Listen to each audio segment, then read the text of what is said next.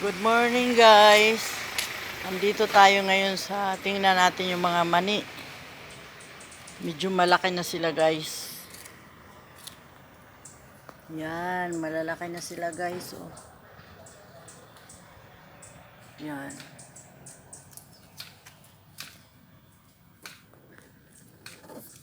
Pag mag-harvest ako guys, papakita ko rin sa inyo. Ayan.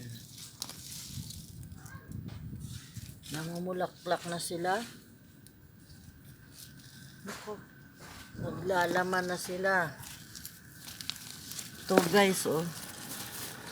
Pag may laman kasi guys, kailangan tatakpan siya. Ayan, oh. Ayan.